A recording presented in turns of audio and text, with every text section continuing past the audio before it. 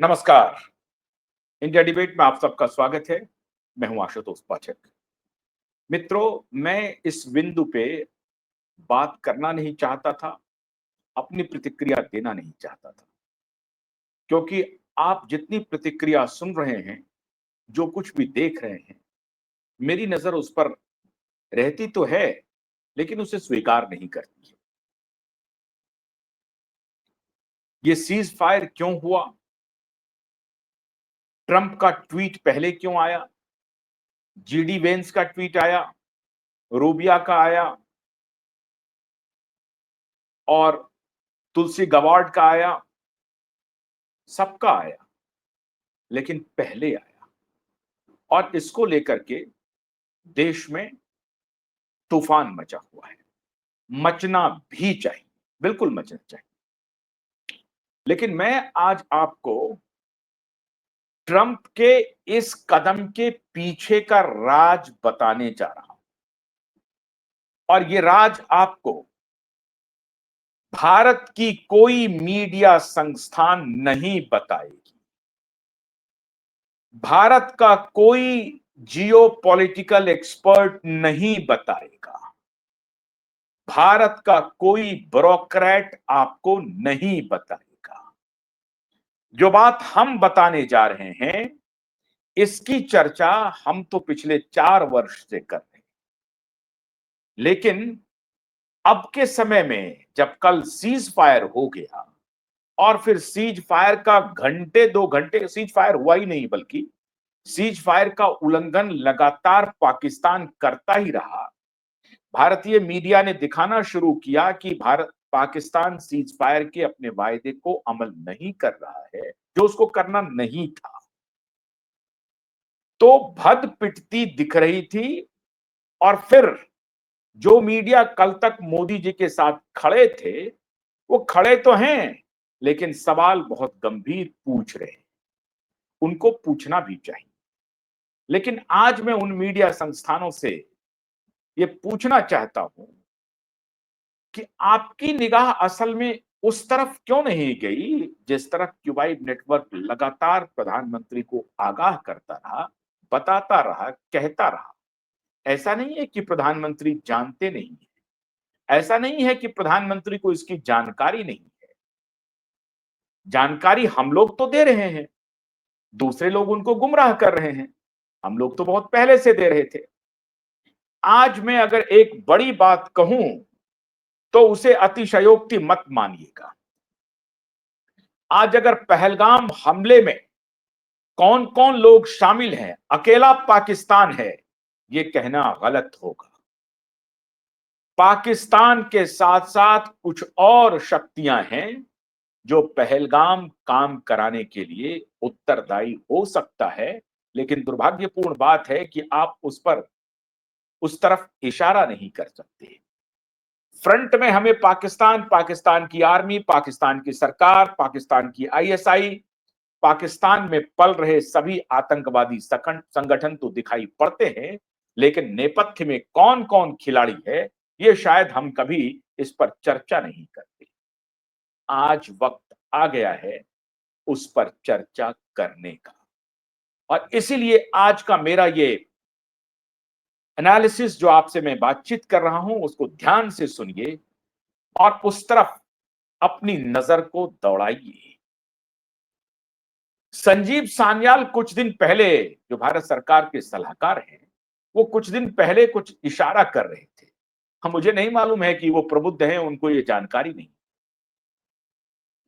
मैं आपको 2024 अप्रैल माह लिए चलता हूं। अप्रैल 2024 में एलॉन मस्क का दौरा पूरी तरह से तय हो गया भारत आने का। सारी व्यवस्था हो गई थी। भारत में उनको किनसे मुलाकात करनी थी, कहां कहां जाना था, पूरा आइटिनरी तय हो गया था। ठीक भारत के आम चुनाव के पहले एलॉन मस्क भारत आने वाले थे। लेकिन ऐसी फिर क्या मजबूरी हुई कि एलॉन मस्क ने अपना दौरा कैंसिल कर दिया, स्थगित कर दिया। और आज 2025 आ गया, मई आ गया, ट्रंप की वहां सरकार आ गई, बावजूद इसके एलन मस्क भारत नहीं आए। भारत के प्रधानमंत्री अमेरिका गए मिलने के लिए, और भारत के प्रधानमंत्री जो अमेरिका गए, ये कोई उनको मिलने के लिए सारी दुनिया के लोगों को उनका संदेशा गया था, तो इन्हें भी आया था, मोदी जी को भी आया था। एक प्रधानमंत्री के रूप में, एक देश के प्रधानमंत्री के रूप में ही इनको सिर्फ एक निमंत्रण मिला और इसलिए वो यहां पर गए। आज जो मैं आज बात बताने जा रहा हूं मित्रों, उसको ध्यान से सुनिए। न तो भारतीय मीडिया बताएगी, न तो भारत की ब्यूरोक्रेसी बताएगी, न भारत की इंटेलिजेंस एजेंसी बताएगी। इंटेलिजेंस एजेंसी को मालूम है, फिर भी नहीं बताएगी, नहीं बताएगी। लेकिन हम उसके पहले भी इत्तला करते रहे हैं, बताते रहे। प्रधानमंत्री जी अमेरिका गए, एलॉन मस्क से मिले, और फिर ट्रंप से भी मिले, जेडी वेंस से भी मिले, और तमाम दुनिया से मिले, और इनका जो होता है डायस्पोरा, इंडियन डायस्पोरा, और ये वो मिल मुलाकात करके प्रधानमंत्री जी वापस आ गए। लेकिन एलन मस्क का आज तक दौरा नहीं हुआ शेड्यूल। कहा जा रहा है, इनके तरफ से निमंत्रण जा रहा है कि आप टेस्ला के लिए आ जाइए, अपने स्टारलिंक के लिए आ जाइए, आइए आइए आइए, लेकिन एलन मस्क भारत नहीं आ रहे।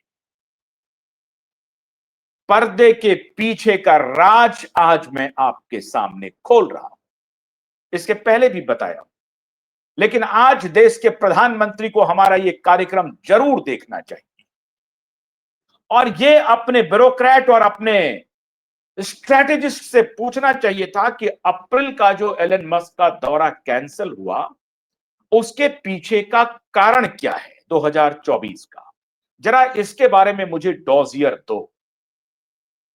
पूछिए अपने देश के उन ब्यूरोक्रेट्स को जो आपको सामने से घेरे हुए हैं, उन सारे ब्यूरोक्रेट्स को बुला करके पूछिए कि एलन मस्क अप्रैल 2024 में भारत आने वाले थे, क्यों नहीं आए, क्या कारण था? क्या उनके पास वक्त नहीं था? क्या वो अमेरिका के चुनाव में बिजी था? अमेरिका का चुनाव तो नवंबर दिसंबर में होने वाला था, अप्रैल में उनको आना था, वो क्यों नहीं आए?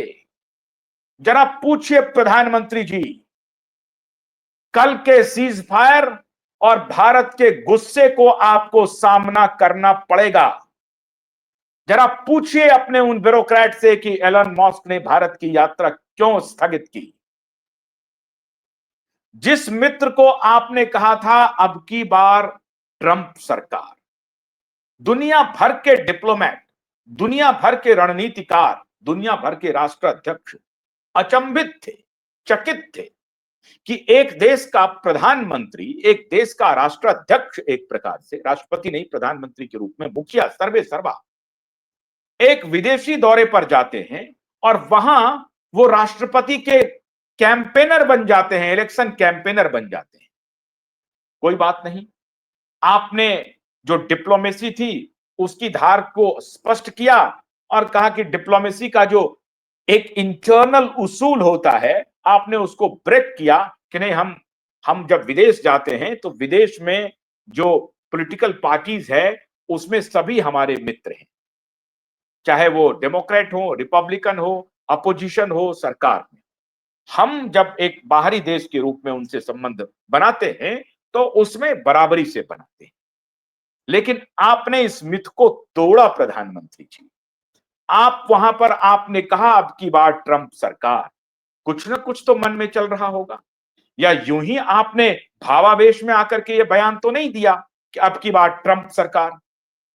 कोई ना कोई बात जरूर रही होगी, आपके ये मन में बात रही होगी कि ये जो डेमोक्रेट की सरकार है, या उस वक्त तो बाइडेन पहली बार थे, जब डेमोक्रेट की सरकार है तो उस वक्त आपने कहा कि नहीं, यहां राइट विंगर को रिप्रेजेंट करने वाले, कंजर्वेटिव थॉट्स को रिप्रेजेंट करने वाले। दिक्कत यह है कि लिबरल सबसे ज्यादा कंजर्वेटिव हैं, लेकिन वो खुद को लिबरल बनाए हुए हैं। वो जैसे इन्होंने फैक्ट चेक, कोविड के दौरान एक फैक्ट चेक शब्द लाया था, फ्रॉड ये कर रहा था, मिस इंफॉर्मेशन ये फैला रहा था, लेकिन यही चूंकि इनके पास में इन्होंने तंत्र को कब्जा कर लिया था, तो यही वो फैक्ट चेक का शब्द इंप्लीमेंट कर देता था कि फैक्ट चेक करेंगे, मिस इंफॉर्मेशन कौन फैला रहा है इसको देखेंगे। मिस इंफॉर्मेशन फैलाने वाला वो, गलत फैक्ट पेश करने वाला वो, लेकिन दूसरे को कह देता था मिस इंफॉर्मेशन। बड़ी चालाकी से, बड़ी चतुराई से ये धंधा करता था। तो ये जो लेफ्ट लिबरल है, ये लिबरल कहीं से भी नहीं है, ये नार्सिसिस्ट है बेसिकली, ये फासिस्ट है बेसिकली, ये अपने अप्रोच में स्टबर्न है, जिद्दी है, अक्खड़ है। लेकिन इन्होंने अपने आप को पूरी दुनिया में लिबरल कह करके कि हम लिबरल हैं, हमारी सोच लिबरल है, अकोमोडेटिव है, बिल्कुल नहीं। दुनिया भर के जो लिबरल पार्टी है उनकी सोच कहीं से भी अकोमोडेटिव नहीं है, और खास तौर से जो लेफ्ट लिबरल हैं वो तो बिल्कुल भी उनकी सोच अकोमोडेटिव नहीं है, वो सहभागिता के सिद्धांत को जानता ही नहीं है। लेकिन दुर्भाग्य देखिए, लेकिन वो खुद को लिबरल घोषित करवाए हुए हैं, और जो लोग सहभागिता के साथ जीते हैं उनको पूरी दुनिया में कंजर्वेटिव कहा जा रहा है, राइट विंगर कहा जा रहा है। अकेले खाली भारत में नहीं, इंग्लैंड में भी कंजर्वेटिव, अमेरिका में भी कंजर्वेटिव, ये यूरोप में भी कंजर्वेटिव। तो जो सहभागिता से या थोड़ा सा अपनी बात को सामने में रख करके बात करते हैं और कहते हैं कि मेरी शर्तों पर चलें हल्का फल्का, तो उनको कहा जाता है कि कंजर्वेटिव। आपने डिप्लोमेसी की सारी धारा को ताक पर रख करके कहा कि अब की बार ट्रंप सरकार, ट्रंप ने आपको दोस्त बना लिया, बड़े अच्छे दोस्त हुए, ट्रंप की सरकार आई, आपकी दोस्ती चली, अच्छी चली। 2020 में माननीय ट्रंप की सरकार चली गई, और जब ट्रंप की सरकार चली गई बाइडेन आ गए, और 2020 में ही कोविड आ गया, और 2020 में उन सारे नेटवर्क को जो पूरी दुनिया को नियंत्रित कर रहा था, उन सारे नेटवर्क के साथ आपने अपने रिश्ते को इतना एडवांस कर लिया जहां से देयर इज नो रिटर्न का पॉइंट आपने खुद ही खड़ा कर दिया। ये एनालिसिस आपको इस देश की कोई मीडिया संस्थान, कोई पत्रकार नहीं बताएगा। मैं बार बार कह रहा हूं आपको, अब मैं आपको बता रहा हूं, इसको ध्यान से सुनिए हमारे दर्शक। आपने कोविड के दौरान WHO, जिसकी पूरी आलोचना उस वक्त डोनाल्ड ट्रंप कर रहे थे, आपने डोनाल्ड ट्रंप की बात पर ध्यान नहीं दिया। डोनाल्ड ट्रंप कह रहे थे कि वुहान में कुछ गलत हुआ है, इसकी जांच होनी चाहिए, आपने नहीं कहा। हम लोगों ने आपसे बात करने की कोशिश की, आपको मेल भेजा, संस्था बनाई, लगातार पीएमओ को, हेल्थ मिनिस्ट्री को लेटर पर लेटर भेजते रहे, आपको इन्फॉर्म करते रहे। आप ये सवाल पूछिए कि वुहान में क्या हुआ था, आप ये पूछिए कि चाइना की भूमिका क्या है, आप ये पूछिए कि अमेरिका के कौन लोग हैं जो इस पूरी महामारी में शामिल हैं, क्या उसकी भूमिका है, पूछिए। आपके बड़े एक नेता से हमारी बात 1 घंटे तक फोन पर हुई, उन्होंने कहा कि हम ये संदेश आप तक पहुंचाएंगे, आप तक उन्होंने पहुंचाया भी, दूसरे दिन आपका स्टेटमेंट आया भी, लेकिन छोटे से कॉलम में, क्योंकि ये मीडिया बिकी हुई दलाल मीडिया थी, तब तक ये मीडिया बिक चुकी थी। तो छोटे से कॉलम में आपका छापा कि हां, भारत ने डिमांड किया है, इसका इन्वेस्टिगेशन होना चाहिए। डोनाल्ड ट्रंप लगातार कह रहे थे कि मेरे आखिरी टेन्योर में इनकी पूरी साजिश थी और इन्होंने मुझे, मेरे खिलाफ ये पूरी तैयारी की थी, और वही हुआ। डोनाल्ड ट्रंप महामारी पर सवाल उठाते रहे, डोनाल्ड ट्रंप वुहान में क्या हुआ उस पर सवाल उठाते रहे, डोनाल्ड ट्रंप WHO की भूमिका पर सवाल उठाते रहे। लेकिन दुर्भाग्य देखिए, आपको बाइडेन के दलालों ने, माफियाओं ने, अमेरिकी माफिया, जिसके खिलाफ आज अमेरिका में हैंड्स ऑन, जिसके खिलाफ अमेरिका में हैंड्स ऑन इन्वेस्टिगेशन लॉन्च हो चुका है, और मैं परसों की आपको एक रिपोर्ट बताने जा रहा हूं मित्रों, जो आप सबकी आंखें खोल देगा। जब डोनाल्ड ट्रंप सत्ता में आए तो पहला जो एग्जीक्यूटिव ऑर्डर था, उसमें से एक WHO से अमेरिका को वापस करना था। अमेरिका डब्ल्यूएचओ को छोड़ चुका, धक्का दे चुका, बिलियंस मिलियंस ऑफ डॉलर जो अमेरिका के तरफ से जाता था उसकी फंडिंग रोक दी। पहले दिन ऑफिस रिज्यूम करने में, पहले दिन, first day of his office, उन्होंने डब्ल्यूएचओ से खुद को बाहर निकाल लिया। और जिनेवा में भी जो ये खेल चल रहा था, क्लाइमेट चेंज का जो फसाड इन लोगों ने, माफियाओं ने तैयार किया था, उससे भी खुद को अलग कर लिया। अब आप कहेंगे कि डोनाल्ड ट्रंप तो बेवकूफ था, मूर्ख था, उससे कुछ बयान दे रहा था। कहते जाइए, आप कहते जाइए, क्योंकि ये लेफ्ट इकोसिस्टम का ये पूरा नैरेटिव है ट्रंप के बारे में कि Trump is a madman, Trump is you do not consider him, he is a very serious man, he is a madman। लेकिन उस ट्रंप, उस मैडमैन ने डब्ल्यूएचओ को एक्सपोज कर दिया, बुरी तरह से एक्सपोज कर दिया। दुर्भाग्य यह है प्रधानमंत्री जी कि जिस पूरे गैंग के खिलाफ डोनाल्ड ट्रंप अमेरिका में हैंड्स ऑन इंक्वायरी इन्वेस्टिगेशन चला रहा है, आप उस पूरे गैंग के साथ अपनी मित्रता को, मित्रता की सीमा से भी आगे जाकर के गले लगा लिया। और मैं दावे के साथ कह सकता हूं कि आपके दलालों ने आपको गुमराह किया प्रधानमंत्री जी। आपके दलाल, bureaucrat, inefficient, incompetent, sold, inefficient, incompetent, sold bureaucrats ने आपको गुमराह किया है। वरना आपको क्या पड़ी थी उस व्यक्ति के साथ, उस गैंग के साथ इतना दूर तलक चले जाने का? आपको नहीं मालूम चल रहा था कि एंथनी फॉची कौन है? आपको नहीं मालूम चल रहा था कि गाबी में किसका स्टेक है? आपको नहीं मालूम चल रहा था कि डब्ल्यूएचओ को सबसे ज्यादा प्राइवेट डोनेशन कौन देता है? आपको यह मालूम नहीं था कि 2006 के बाद यहां पर public health foundation of India बना, जिसमें एक ऐसा संगठन है जिसने पूरा कब्जा कर लिया है? आपको यह मालूम नहीं था कि पूरे देश की सरकारों के साथ मिलजुल करके वो आंगनबाड़ी से लेकर के एजुकेशन और हेल्थ के पूरे सिस्टम पर कब्जा कर चुका है? आपको मालूम नहीं था? सब मालूम था, सब मालूम था। अमेरिकी न्यू इंटेलिजेंस के बाद जब गवर्नेंस के मुखिया बने एलन मस्क ने कहा, डॉस को कहा कि बताओ भारत में क्या चल रहा है।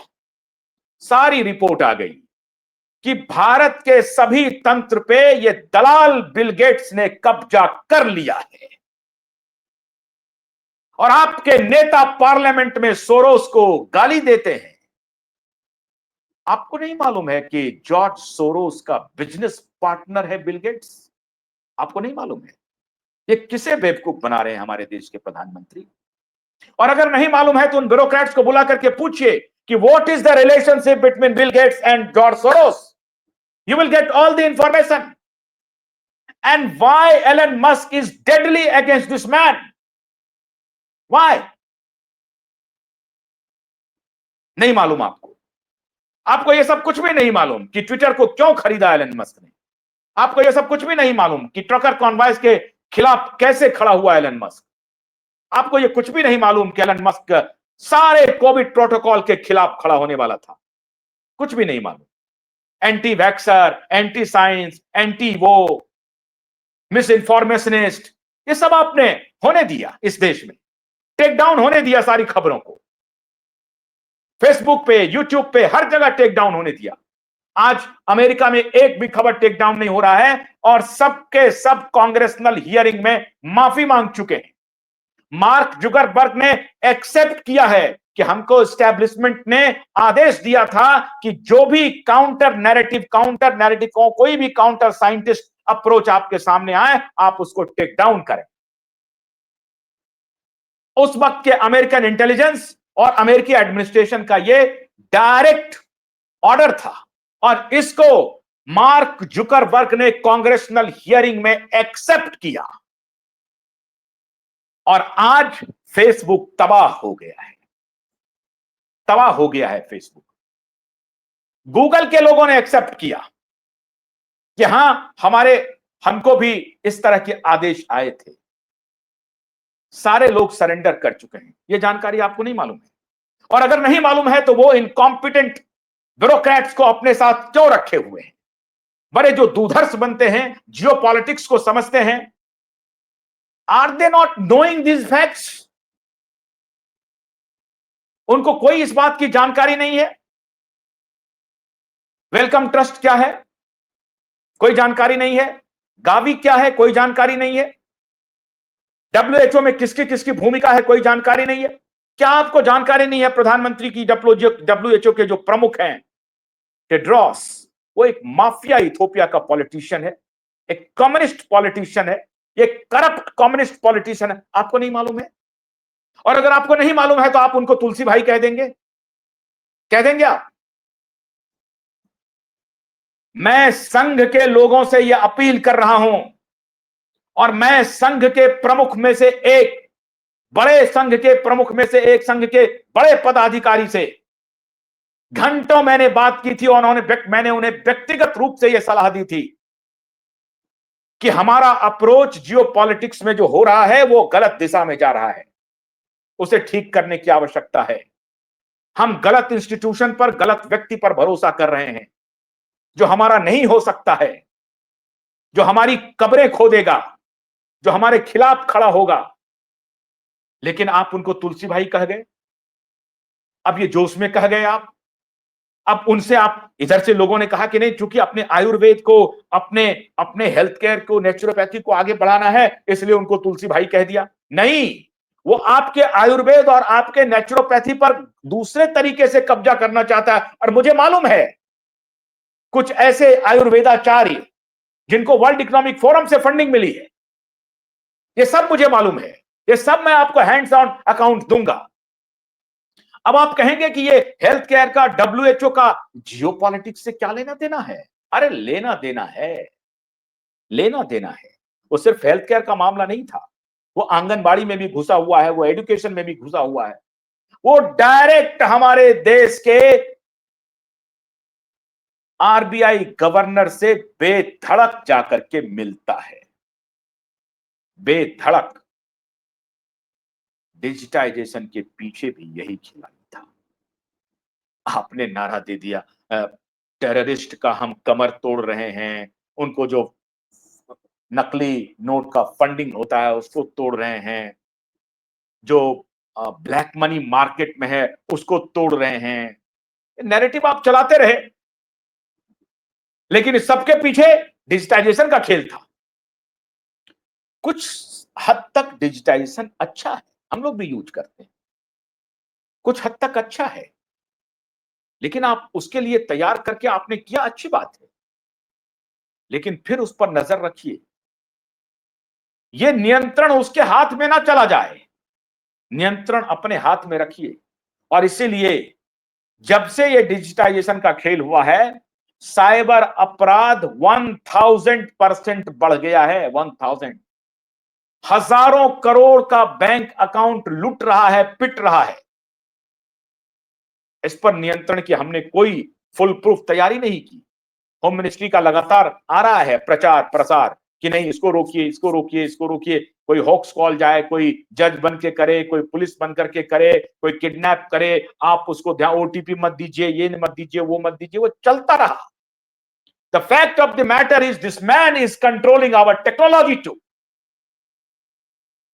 How come a man, a businessman directly go to meet our RBI governor? How कम?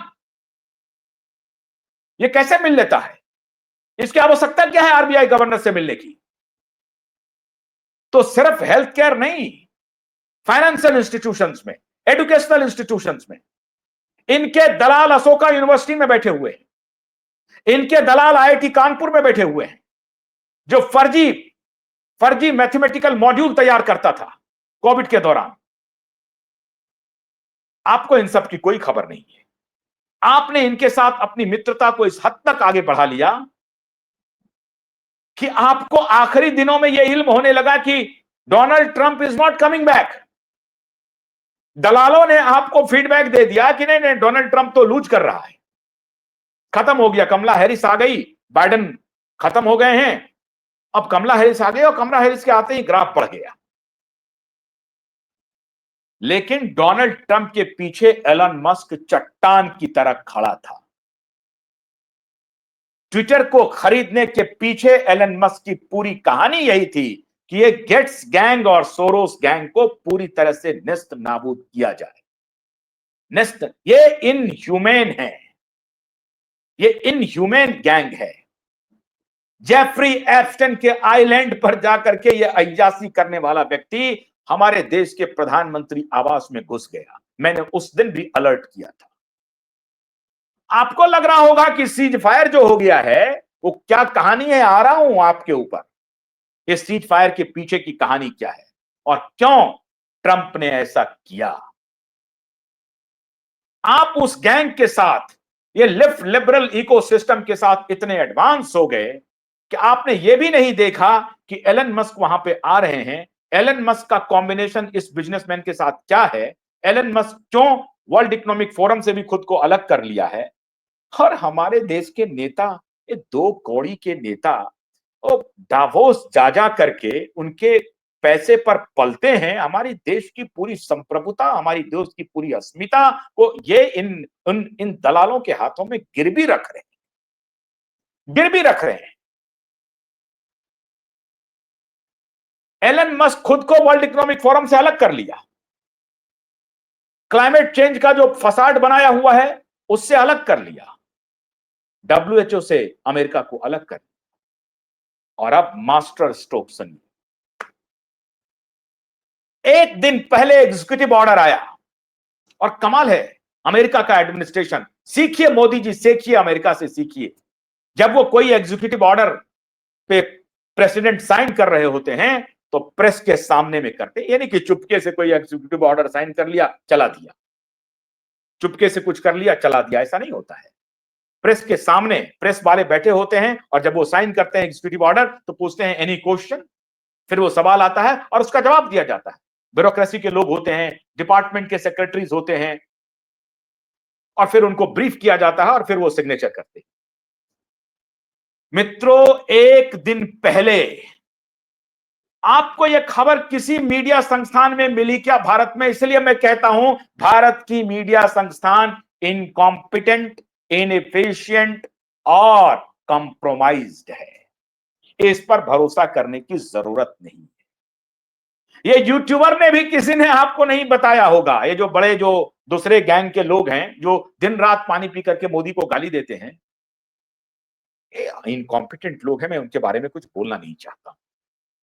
किसी को अगर व्यूअरशिप मिल रही है तो ये उसकी योग्यता का परिचायक नहीं है, उसके कारण कुछ और है।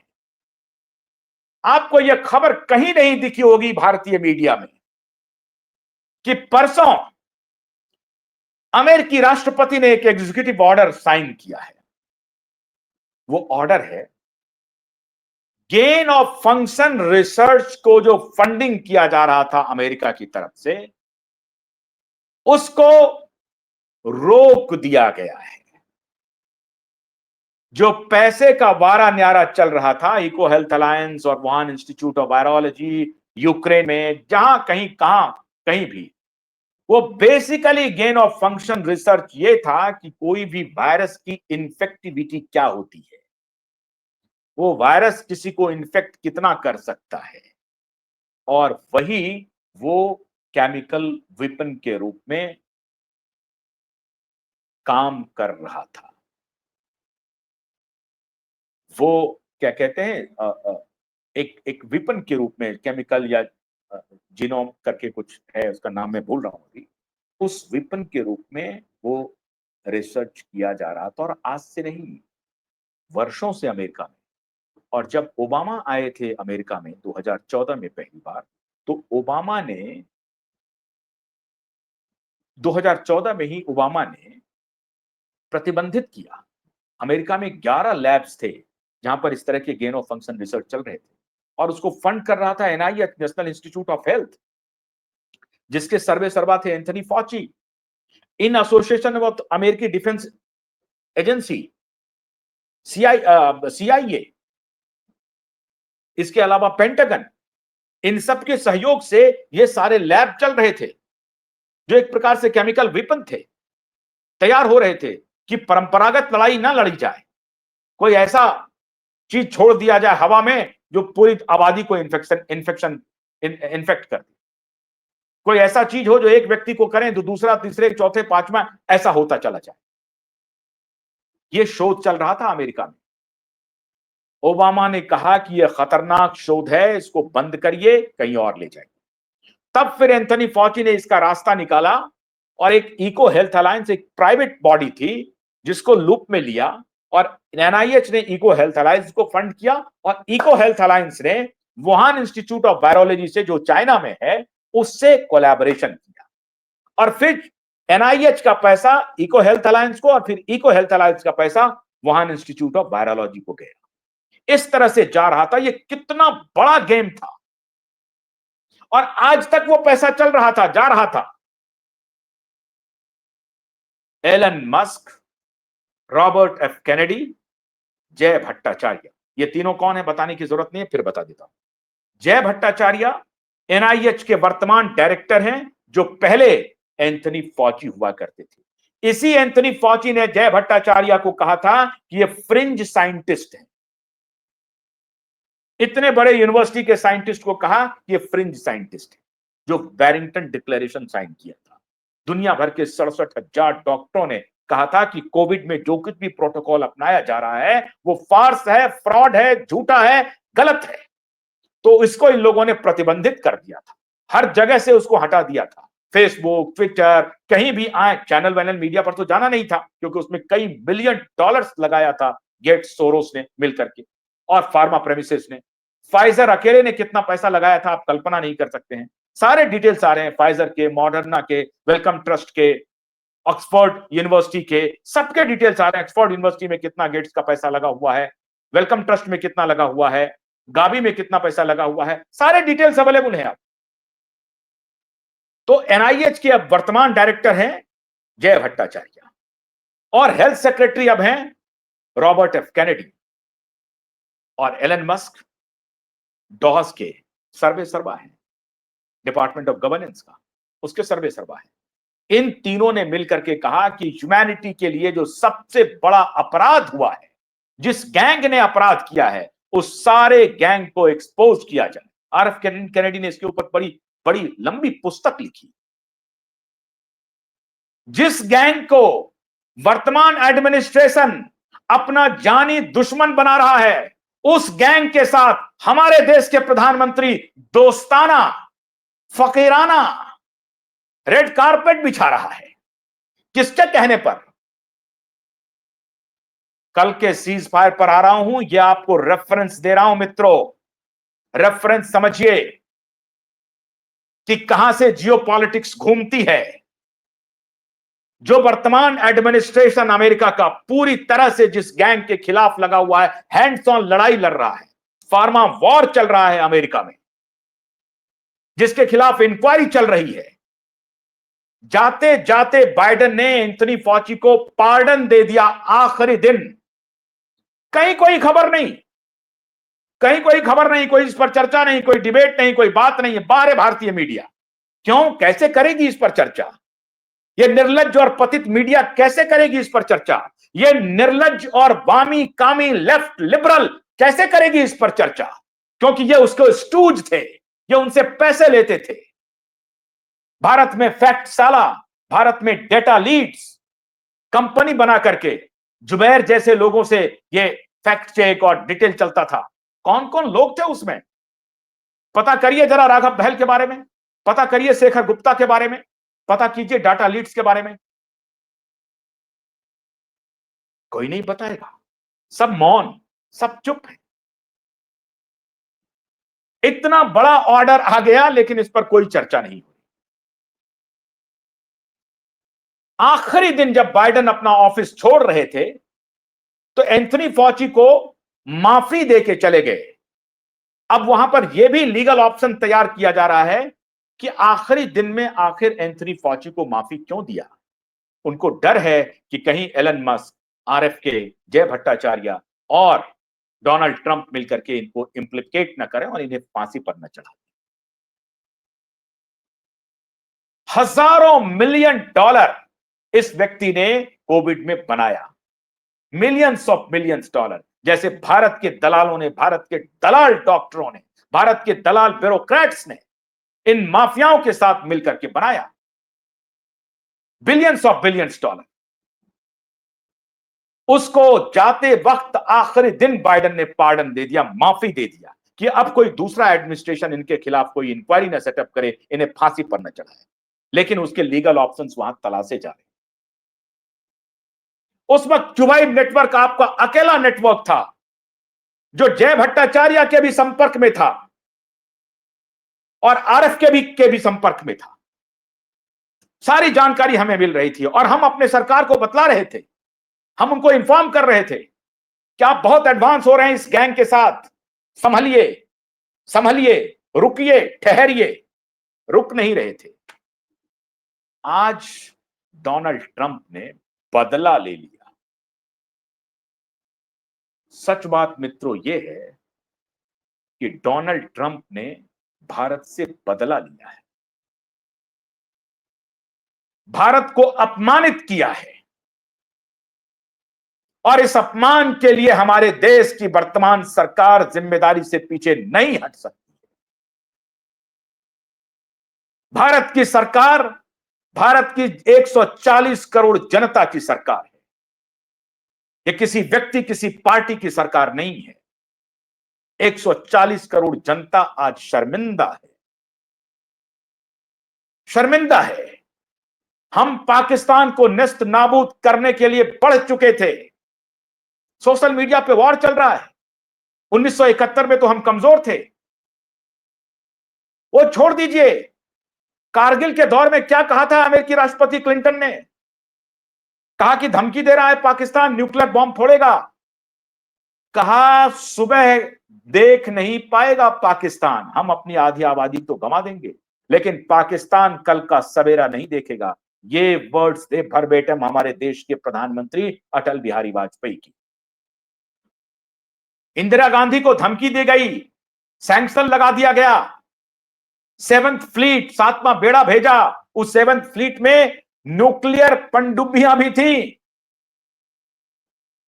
दुनिया का सबसे बड़ा हवाई पट्टी था समुद्र में, जिसमें एक साथ कई प्लेन टेक ऑफ कर सकते थे। वो बेड़ा भेजा था, लेकिन फिर भी हमने हार नहीं मानी और पाकिस्तान के 2 टुकड़े कर दिए। इतिहास में आज तक इस प्रकार का युद्ध कभी हुआ नहीं। 2 टुकड़े कर दिए, 90,000 सैनिकों को सरेंडर करके वापस किया, अपनी मर्यादा भी रखी, अपनी क्षमता भी दिखाई, अपने शक्ति का प्रदर्शन भी किया। अरे आप कम से कम यही ड्रामा चलाते कि पाकिस्तान गिड़गिड़ा रहा है हमारे पास, पाकिस्तान फोन कर रहा है। अरे 2-4-5 घंटे चलती तो भाई ये बात, चलने देते 2-4-5 घंटे मीडिया पे। और मीडिया वाले कहते पाकिस्तान गिड़गिड़ा रहा है, घुटने टेक रहा है, शहबाज ऐसे पैर पे गिर गया, हासिम मुनीर, मौलाना मोलीन हमारे पैर पर है, कदमों पर है। बोलते, करते, कुछ तो माहौल बनाते। सारी बातें अच्छी चल रही थी। ऑपरेशन सिंदूर आपने नाम दिया, पूरा देश आपके साथ खड़ा हो गया। सोफिया को ले आए सब। दिक्कत यह है कि आप हर चीज को इवेंट बनाने लगते हैं। इवेंट, ये इवेंट मैनेजमेंट की आपकी सरकार चल रही है, इवेंट मैनेजमेंट की। कोई बोले तो उसको उठा के बंद कर दो, कोई बोले तो उसको ये कर दो, ये इवेंट मैनेजमेंट चलने दो।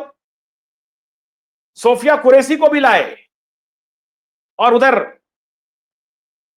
एक दूसरे स्क्वाड्रन लीडर को भी लेके आए। बड़ी अच्छी बात है, आपने लाया, लाना चाहिए, ये सब बढ़िया बात थी। लेकिन डोनाल्ड ट्रंप का ट्वीट सीज फायर पर पहले आए, ये भारत के लिए इससे बड़ा अपमान कुछ हो नहीं सकता है। प्रधानमंत्री जी, इससे बड़ा अपमान नहीं हो सकता है। आज भारत के 140 करोड़ लोगों का मस्तक झुका हुआ है और आपने झुकने दिया है। प्रधानमंत्री जी, आपने झुकने दिया है।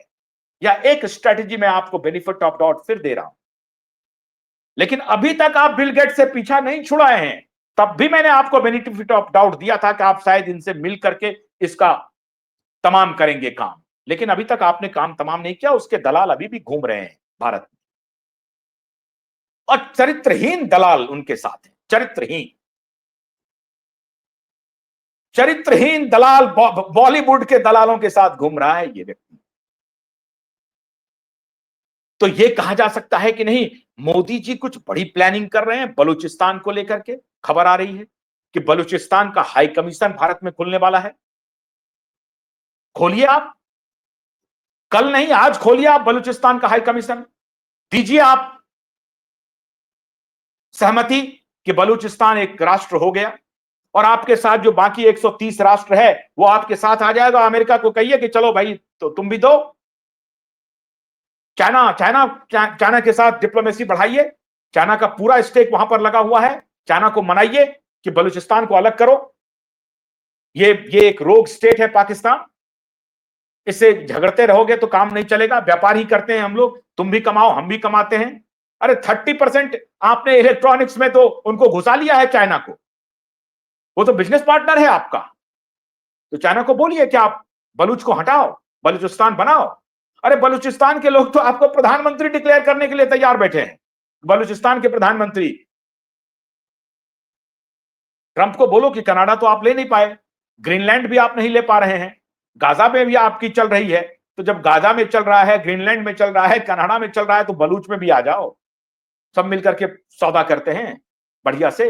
लेकिन पाकिस्तान से बलूचिस्तान को हटाइए, तब तो समझ जाएंगे कि इस सीज फायर में कुछ तो मिला। पाक ऑक्यूपाइड कश्मीर ले लेंगे, उस पर अभी तक कुछ बात नहीं बनी है। मैं आज भी आपको बेनिफिट ऑफ डाउट देने के लिए तैयार हूं, क्योंकि मेरा यह मन स्वीकार नहीं कर रहा है कि आप इस तरह से सरेंडर कर जाएंगे। कोई ना कोई डील जरूर हुई है, कुछ ना कुछ बात जरूर हुई है तब भी। लेकिन जब मैं आपके सारे व्यवहार को देखते जाता हूं, कोविड के दौरान हम आपको अलर्ट करते रहे, अकेला नेटवर्क था जो आपको बताता रहा कि ये माफिया, ये फ्रॉड आपको फंसा देगा प्रधानमंत्री जी। दुर्भाग्य ये था कि उस वक्त अपोजिशन भी उनके हाथों खेल रहा था। कोई एक आदमी सवाल नहीं कर रहा था, आप ही को कह रहा था जल्दी से वैक्सीन दो, वैक्सीन दो, वैक्सीन दो, वैक्सीन दो, वैक्सीन दो। सब पैसे खा लिए थे ना उन लोगों से, तो आपको फंसा दिया था। आप मजबूरी में थे, दें तो दिक्कत, ना दें तो दिक्कत। उनके प्रोटोकॉल को माने तो दिक्कत, ना माने तो दिक्कत। तो बुरी तरह से आपको फंसा दिया था। लेकिन उस वक्त भी एक स्ट्रांग लीडरशिप की जो आवश्यकता थी वो आप दिखा नहीं पाए। बाद में ये फिल्में बना लिया, हमने वैक्सीन बना लिया, दूसरे देश को दे दिया। अरे उसकी जरूरत थी कि नहीं थी, इस पर तो असेसमेंट कर लेते, नहीं किया। कोई बात नहीं, चलिए वो बात गई आई। अभी अगर आपको डोनाल्ड ट्रंप ने घुटने पर, और मैं इसे पूरी तरह से, पूरी दुनिया बोल रही है, मेरी बात तो छोड़ दीजिए, पूरी दुनिया बोल रही है, संघ के लोग बोल रहे हैं, भारतीय जनता पार्टी के कार्यकर्ता बोल रहे हैं कि हम एडवांस हो चुके थे। किस मुंह से बोले हम, हमें पाकिस्तान पर भरोसा नहीं है, वो सीज फायर में यकीन करता नहीं है, वो फिर वही काम करेगा। और इस बार भारत की सेना का मोरल भी हाई था। अभी तो जून जुलाई अभी दूर है, अभी जुलाई दूर है, अभी नहीं आ रहा है बारिश का मौसम। कोई इंदिरा गांधी को जाकर के कहे कि हम जुलाई में हम नहीं युद्ध लड़ सकते हैं, हम नवंबर दिसंबर में लड़ेंगे। अब वो पूरी कहानी पूरी दुनिया को मालूम है कि हमारे तब के सेनाध्यक्ष ने जाकर के कहा इंदिरा गांधी को कि अभी हम युद्ध के पक्ष में नहीं हैं, हम हार जाएंगे। और वो अपना इस्तीफा लेकर के गए थे। इंदिरा जी ने कहा कि नहीं, आप इस्तीफा मत दीजिए, आप तैयारी कीजिए, हम युद्ध लड़ेंगे। अरे अभी तो मई चल रहा है, 10-15 दिन में ही, 5 दिन में पाकिस्तान औकात पे आ जाता। 5 दिन में आपकी ताकत इतनी मजबूत है, और आपने ताकत मजबूत किया है 10 वर्षों में, इसमें कोई शक नहीं है। ये 1971 की भारतीय सेना नहीं है जिसके पास आर्म्स एम्यूनिशन नहीं हो। पराक्रम की सारी शक्ति भारतीय सेना के पास आपने मौजूद करवाई है। इसके लिए आपको साधुवाद भी है, आपको बधाई भी है। लेकिन मैं फिर आज कह रहा हूं प्रधानमंत्री जी, ये दलाल ब्यूरोक्रेट आपको कहीं का नहीं रहने देगा। बिल गेट्स के साथ रिश्ता तोड़िए, वरना आप अमेरिका से बार बार मुंह की खानी आपको पड़ेगी। बिल गेट्स एक ऐसा लाइजनर है, he is not a businessman, He is no more a businessman. He is a power broker. He is a liaisonner. He is only doing liaison work. उससे रिश्ता तोड़िए। 27 साल की उसकी शादी टूट गई। अब उसके पीछे की कहानी अलग है कि वो पैसा नहीं देना चाहता था या देना चाहता था, टैक्स बचाना चाहता था, भगवान जाने, अलग अलग कहानी। सच्ची बात यह है कि गेट्स की पत्नी ने गेट्स के कुकर्मों को देख करके उनको घृणा हुई और उन्होंने डिवोर्स लेना ही उचित समझा। ये अपने ही ऑफिस में काम करने वाली छोटी छोटी लड़कियों के साथ ये क्या करता है कि किसी से छिपा हुआ नहीं। ऐसे चरित्रहीन व्यक्ति को आपने प्रधानमंत्री कार्यालय घुसा लिया, प्रधानमंत्री आवास घुसा लिया, जिसके साथ एलन मस्क के 36 के संबंध हैं। एलन मस्क कौन है? डोस के सर्वे सर्वा हैं, पूरा अमेरिका चला रहा है एलन मस्क। तुलसी गवार्ड आपके साथ, सीआईए आपके साथ, लेकिन आप डोनाल्ड ट्रंप का विश्वास नहीं जीत सके। डोनाल्ड ट्रंप का विश्वास आपको दोबारा जीतना चाहिए था, जब वक्त था। आपने नहीं जीता, आपने गवा दिया। डोनाल्ड ट्रंप को संभवतः आपके ऊपर अविश्वास हो गया है, सच्ची बात यह है। और इसीलिए डोनाल्ड ट्रंप आपको कदमों पर लाने की कोशिश कर रहा है। अब एक ही तरीका है, आप जिस तरीके से सारे डिप्लोमेसी को दूर करके अब की बार डोनाल्ड ट्रंप की सरकार कहा था, आप उनको यह विश्वास दिलाइए कि हमारा और आपका रिश्ता वैसा ही है। और अगर एक तो ये चैनल शुरू कीजिए, वरना आप डोनाल्ड ट्रंप को कहिए, who is Donald Trump? Donald Trump की क्या औकात है? खड़े हो जाइए आप। ईरान आपके साथ है, रसिया आपके साथ है, खड़े हो जाइए आप। परंपरागत तरीके से जो परंपरागत दोस्त हैं आपके, उनके साथ खड़े होइए। और अभी 2-3 दिन पहले आपने ईरान से भी सौदेबाजी कर ली है कि जो पेट्रोल बेचता था अमेरिका पाकिस्तान को, वो हमें बेचिए। ईरान भी आपके साथ, सऊदी अरब आपके साथ, पूरा अरब कंट्री आपके साथ, ईरान आपके साथ, इजराइल आपके साथ। अमेरिका की थोड़ी देर के लिए नाराजगी मोल तो लीजिए, वो भी व्यापारी आदमी है, वो भी बैकफुट पर आ जाएगा, उसे थोड़ी आंख तो दिखाइए। वो कहता है बड़े टफ बार्गेनर हैं, टफ बार्गेन करता है मोदी, लेकिन ये क्या टफ बार्गेन किया आपने? सीज फायर किया, 2 घंटे में सीज फायर खत्म हो गया, बताइए कहां रही इज्जत? अब ये मैं बोलूं तभी आप समझेंगे या पूरी दुनिया बोलेगी तब समझेंगे? आपको खुद सोचना चाहिए था। और मैं जानता हूं कि आप एक अथाह पीड़ा से गुजर रहे होंगे कि ये कैसे हो गया। 5:00 पे ट्रंप का ट्वीट क्यों आ गया? अगर ट्रंप का ट्वीट पहले नहीं आता, जेडी वेंस का नहीं आता, रूबिया का नहीं आता, तब भी यह बात सही थी। आपके तरफ से अगर यह बात आती तब भी यह बात सही थी। लेकिन यह बात आनी कि हम किसी तीसरे जगह पर बातचीत करेंगे, ये छोटी घटना समझ रहे हैं आप? हमारी सोवरेनिटी को तार तार कर दिया अमेरिका ने। दोस्ती के नाम पर यह दोस्ती है, वो दुश्मनी निकाल रहा है। और इस दुश्मनी की जड़ कहां है, यह मैंने आपको बता दिया। इस दुश्मनी की जड़ वो सोरोस और बिल गेट्स है, जिसके खिलाफ एलन मस्क आरएफके खड़ा है। पूरा तंत्र वहां पर खड़ा है उसके खिलाफ, और आप उसको दोस्त बनाए हुए। तो आप बाइडेन के दोस्त हैं कि ट्रंप के दोस्त हैं, यह फैसला करना पड़ेगा आपको। और अगर आप दोनों के दोस्त हैं तो दोनों के दोस्त बने रहिए। फिर आपने क्यों कहा था अब की बार ट्रंप सरकार? गलती आप करें, भुगते हम, भुगते देश की जनता। ऐसा नहीं चलेगा प्रधानमंत्री जी कि बार बार आप गलती करते रहें, बार बार हम लोग आपको आईना दिखाते रहें, बार बार हम आपके साथ खड़े रहें, और बार बार आप गलती करके हमें चौराहे पर ला करके खड़ी कर दें। यह नहीं हो सकता। आत्मपरीक्षण करना पड़ेगा, आत्मचिंतन करना पड़ेगा। हम आज भी आपके साथ हैं, कल भी आपके साथ रहेंगे, कल भी आपके साथ थे, आज भी हैं और कल भी रहेंगे, क्योंकि मामला सनातन का है। मामला सनातन का है, मामला भारत के सनातनी राष्ट्र का है। इसलिए हम आपके साथ खड़े हैं। मैं बेईमानों चोरों के खिलाफ खड़ा हूं, जो इस देश को टुकड़ों में बांटना चाहता है, उसके खिलाफ खड़ा हूं, क्यूबाइड नेटवर्क मजबूती से खड़ा है। लेकिन आप बार बार गलती करते जाएं, बार बार गलती करें और इस पर हम लोग चुप्पी लगा लें, यह नामुमकिन है प्रधानमंत्री जी। आप इसको फौरन करेक्ट कीजिए, उन मोल को पकड़िए, पहचानिए कि कौन ये खेल कर रहा है। कैसे ट्रंप ने ट्वीट कर दिया? अगर बातचीत ही हो रही थी रात भर, तो यह डिप्लोमेसी कैसे हो गई कि ट्रंप ने कैसे ट्वीट कर दिया? ट्रंप ने इसकी घोषणा कैसे कर दी? कैसे कर सकता है? आप लताड़ लगाइए उनकी, आप कहिए कि हम आपकी कोई बात नहीं मानते, हम किसी तीसरी जगह पर जाकर के बात नहीं करेंगे, कोई बात नहीं करेंगे। अरे आप फोर्थ लार्जेस्ट इकोनॉमी है पूरी दुनिया में, थर्ड बनने जा रहे हैं, डर किस बात का? आपके बाजार के बिना अमेरिका चल सकता है क्या? आप पुरुषार्थ तो जगाइए, डर किस बात का? इजराइल की मजबूरी है आपके साथ खड़ा रहना, रसिया भी आपके साथ खड़ा है, फिर डरते किससे हैं? ईरान मुस्लिम कंट्री आपके साथ खड़ा है, टर्की थोड़ा थोड़ा फरफरा रहा था, उसको जाने दीजिए।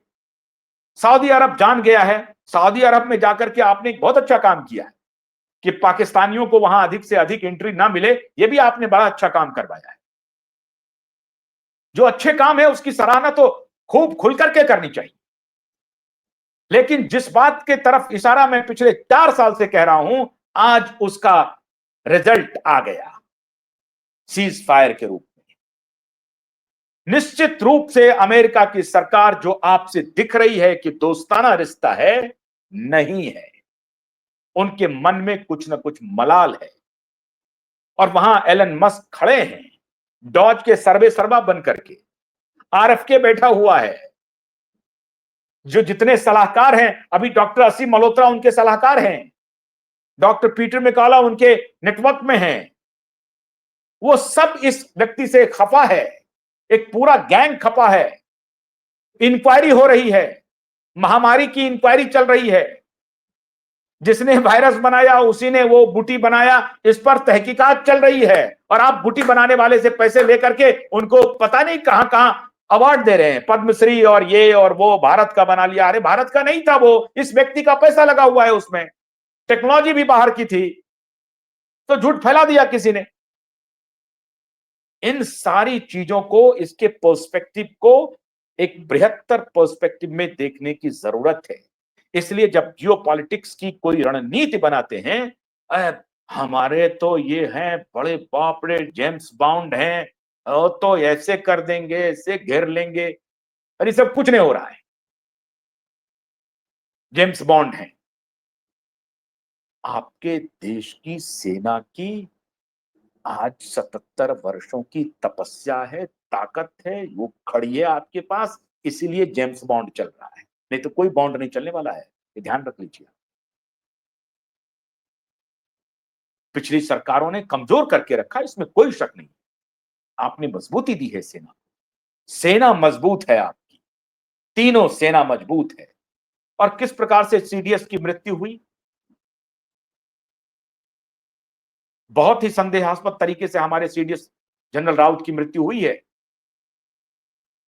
जांच पड़ताल नहीं हुई, कुछ नहीं हुआ, उसे एक नेचुरल कैलेमिटी कहा गया।